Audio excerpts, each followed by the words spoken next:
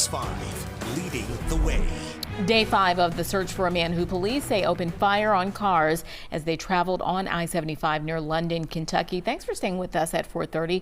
I'm Ashley Kirkland. And good afternoon to you. I'm Cherie Palello. Teams of police have been searching the dense forest there in that area since moments after the first shots were fired. Today, the briefing to give any updates on that investigation was canceled. WLWT News News' Brian Hemrick is live for us in London, Kentucky tonight with the story. And Brian, any idea why that briefing was canceled?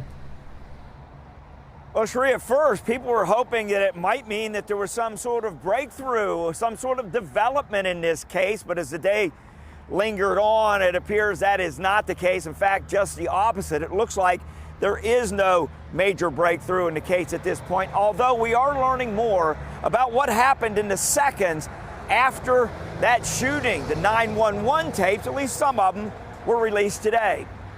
She's gushing blood bad. Okay, and is she on the interstate with you? Yeah. 49? Okay. Well, the 49 on the northbound side here. She's gushing blood. I'm going to try something to stop this bleeding.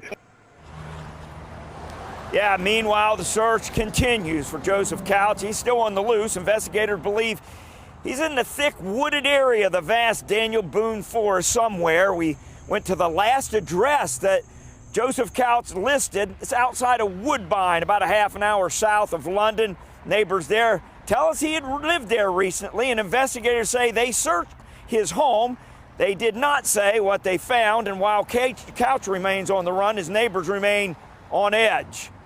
Kind of does make you paranoid. I mean, he supposedly made the threat he was going to kill a lot of people and everything like that, and of course they're canceling schools and stuff, which is a good thing. But like I said, I live in a wooded area and everything like that. It does kind of make you paranoid when your dogs start barking and everything like that. You never really know. Yeah, and a lot of those schools remain canceled today. Meanwhile, the reward has been increased up to $35,000 for information about Joseph Couch.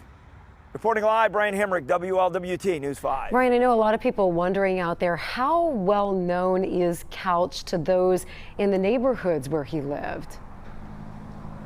You know, it's interesting. This is an area where a lot of people know each other in some of these rural areas. However, when we got down to Woodbine, which is a pretty small town, and he lives outside in a offshoot, sort of a trailer park area down there, he was not as well known as you might think. A lot of people kind of knew who he was, but no one seemed to be very good friends with him down there. Cherie?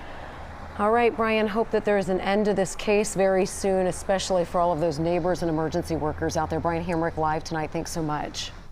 Well, this is